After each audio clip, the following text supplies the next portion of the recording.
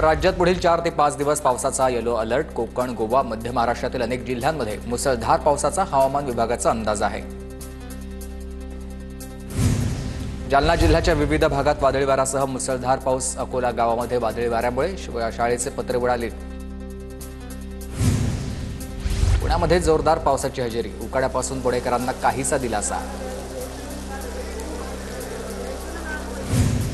पुण्यामध्ये 4 ते 5 दिवसांपासून वादळी वाऱ्यासह पाऊस. शेतीमालाचं मोठ्या प्रमाणात नुकसान झालंय. ज्वारीचं पीक जमीनदोस्त झाल्यानं शेतकऱ्यांची चिंता वाढली आहे.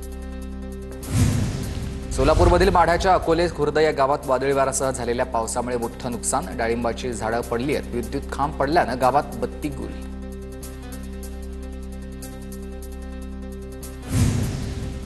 मराठवाड्यासह मान्सूनपूर्व पावसाचा फटका. तर 16 दिवसांमध्ये 3000 हेक्टरचं नुकसान. तर जालना जिल्ह्यामध्ये सर्वाधिक 2000 हेक्टर क्षेत्र बाधित झालंय. श्रीरामपूरमध्ये दूषित पाण्याचा पुरवठा. दूषित पाण्यामुळेच अनेक नागरिक आजारी पडलेत. प्रशासनाचं मात्र या सगळ्याकडे दुर्लक्ष आहे. नागरिकांमध्ये त्यामुळेच तीव्र संताप. परभणीच्या जिंतूर तालुक्यात कवसडीमध्ये पाणी टंचाई. गावात टँकरद्वारे पाणी पुरवठा. टँकरवर पाणी भरण्यासाठी नागरिकांची मोठी गर्दी. बुलढाणा शहरात दूषित पाणी पुरवठा. नागरिकांचं आरोग्य धोक्यात. तर शहराला 10 ते 12 दिवसांनी पाणी पुरवठा. त्यातही दूषित पाणी. शुद्ध पाणी पुरवठा करण्याची नागरिकांची मागणी आहे. चंद्रपूर जिल्ह्यातील वर्धा नदी दूषित. तर अनेक वर्षांपासून नदीमध्ये रसायनयुक्त सांडपाण्याचं प्रमाण वाढलंय. नागरिकांच्या आरोग्याला त्यामुळे धोका आहे. वर्धा जिल्ह्यामध्ये 880 गावांमध्ये शुद्ध पाण्याकरता पाणी तपासणी मोहीम. ग्रामीण भागामध्ये पाण्याच्या स्रोतांची रासायनिक आणि जैविक गुणवत्ता तपासली जाणार आहे. जिल्हा परिषदेचे मुख्य कार्यकारी अधिकारी जितीन रहमान यांच्या उपस्थितीमध्ये या मोहिमेचा शुभारंभ. पुण्याच्या दिरा खोऱ्यातल्या धरणांचा पाणीसाठा घटला आणि धरणामध्ये केवळ 8% पाणीसाठा शिल्लक आहे. भोर, खंडाळा, पुरंदर, बारामती, इंदापूर आणि फलटण या शहराला नीरा धरणातून पाणीपुरवठा होतो. येवल्यामध्ये जोरदार पावसामुळे गोई नदीमधील 2 बंधारे पूर्ण क्षमतेने भरलेत. शेतकऱ्यांसह ग्रामस्थांकडून समाधान व्यक्त. वाशिम जिल्ह्यात पाणी टंचाईचं संकट वाढलंय. घोडभर पाण्यासाठी नागरिकांची धावपळ सुरू आहे. 9 ठिकाणी टँकरनं पाणी पुरवठा सुरू आहे. 199 गावांमध्ये एकूण 214 गावात पाणी टंचाई निवारणाच्या उपाययोजना प्रस्तावित आहेत. अमित देशमुखांच्या ट्विटनंतर साखर कारखान्याला आता 21 साखर कारखान्यालाच हरित लवादाचा हा दणका आहे. पर्यावरण नियमांचं उल्लंघन. 1,13,00,000 रुपये 40,000 दंड. राष्ट्रीय हरित लवादाच्या पश्चिम खंडपीठात ही सुनावणी. छत्रपती सहकारी साखर कारखान्याच्या संचालक पदाची पंचवार्षिक निवडणूक. उपमुख्यमंत्री अजित पवार, हर्षवर्धन पाटील, दत्तात्रय भरणेंसह पृथ्वीराज जाचक यांनी बजावला मतदानाचा हक्क. पुण्यामधील मुळशीमध्ये आमदार शंकर मांडेकरांच्या उपस्थितीमध्ये जनता दरबार. यावेळी नागरिकांनी विविध समस्या मांडल्या. कराडच्या पाटणमधील नागरिकांच्या समस्या सोडवण्यासाठी मंत्री शंभूराज देसाईंचा जनता दरबार. अधिकारी आणि नागरिकांची जनता दरबारात मोठी गर्दी होती.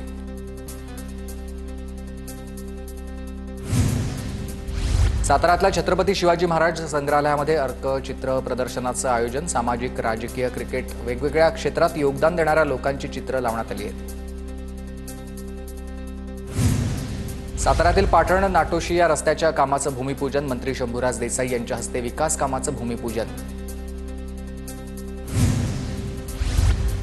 मुंबईमध्ये मंत्री गिरीश महाजनांच्या वाढदिवसानिमित्त रक्तदान शिबिराचं आयोजन. राज्यामध्ये रक्ताचा तुटवडा असल्यानंच रक्तदान शिबिराचं आयोजन. आचरामधील कोळंबी प्रकल्पातील विष प्रकरणी नितेश राणेंकडून चौकशीचे आदेश. कोळंबी प्रकल्पात विष घालून तरुणाचं लाखो रुपयांचं नुकसान झालंय. एक महत्त्वाची बातमी आहे. सिंधुदुर्गच्या कुडाळ शहराच्या ओहळातील गाळ काढण्यास सुरुवात झाली आहे. गाळ काढण्याचं काम 90% पूर्ण झाल्याची माहिती मिळते. तुळजाभवानी मंदिर संस्थान कार्यालयामध्ये तोडफोड करणाऱ्या पुजाऱ्याला 3 वर्ष मंदिरात प्रवेश बंदी. मंदिर संस्थानची कारवाई आहे. वसमतमधील शासकीय स्त्री रुग्णालयामधील रुग्णवाहिका 1.5 महिन्यांपासून बंद आहे. इंधन अभावी रुग्णवाहिका बंद आहेत आणि गरोदर मातेसह नवजात बालकांची त्यामुळे गैरसोय होते. कोल्हापूरमध्ये पूर व्यवस्थापन प्रशिक्षण कार्यक्रमाचं आयोजन. यावेळी आपत्कालीन साहित्याची चाचणी आणि प्रात्यक्षिकं सादर करण्यात आली. जिल्हाधिकाऱ्यांकडून प्रात्यक्षिकांची पाहणी. TMPMLA बसच्या तिकीट दरवाढी विरोधात आम आदमी पार्टीचा विरोध. तिकीट दरवाढीमुळेच प्रवासी संख्येत घट. स्वस्त सार्वजनिक वाहतूक व्यवस्था हेच धोरण राबवण्याची कार्यकर्त्यांची मागणी आहे. सांगलीमध्ये आलमट्टी धरणाच्या उंची विरोधामध्ये चक्काजाम आंदोलन. सांगली कोल्हापूर मार्गावर आंदोलक आक्रमक झाले. आलमट्टी धरणाची वाढवण्यात येणारी उंची रद्द करण्याची मागणी आहे. कोथरूडमध्ये रहिवाशांकडून आता SRA योजनेविरोधात लढा सुरू झालाय. बिल्डरकडून फसवणूक होत असल्याचा नागरिकांचा आरोप आहे. मेधा पाटकर यांच्या नेतृत्वामध्ये घर बचाव घर बनाव हे आंदोलन करण्यात आलं.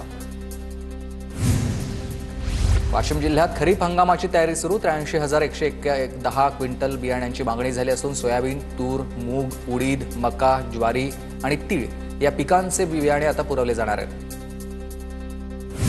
पुण्यामध्ये भीमा नदीवरील पुलाला विविध ठिकाणी भागदाड पडलेत आणि 4 कमान धरणाच्या या भिंतीला समांतर असणाऱ्या पुलावरच तडे गेलेले आहेत. वाहतूक प्रश्नचिन्ह निर्माण झाला आहे.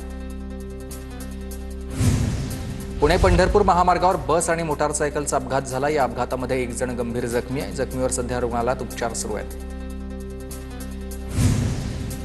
जळगावमध्ये आरोग्य सेवकाच्या नियुक्तीचा बनावट आदेश तयार करून नोकरीला लावण्याचा प्रयत्न. जळगाव शहर पोलीस ठाण्यात गुन्हा दाखल झाला. महिलेसह एकाला अटक झाली आहे. रत्नागिरीमधील लोटे MIDC मधील लासला या कंपनीमध्ये भीषण अपघात झाला. या आगीचं कारण अस्पष्ट आहे. परिसरामध्ये सध्या धुराचे लोट पसरल्यामुळे ग्रामस्थांमध्ये भीतीचं वातावरण आहे.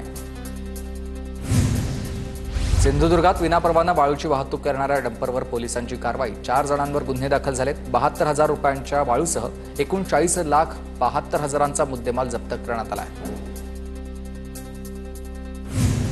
पुण्याच्या शिरूरमधील मांडणगव्हाण फाट्याजवळच आता डंपरची पिकअपला धडक बसली. या अपघातामध्ये 2 जणांचा मृत्यू झाला आहे. डंपर चालकाविरोधात शिरूर पोलीस ठाण्यात गुन्हा दाखल.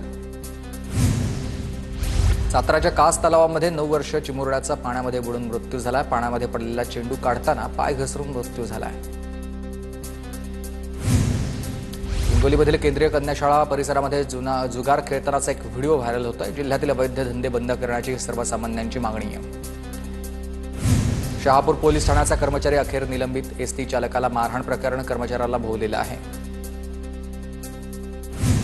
यवतमाळ जिल्ह्यात घरफोडीचे सत्र सुरूच आहेत. गांधीनगरमधील घराचं कुलूप तोडून 10,000ची रक्कम लंपास. चोरीच्या घटनांमुळे नागरिकांमध्ये सध्या भीतीचं वातावरण आहे.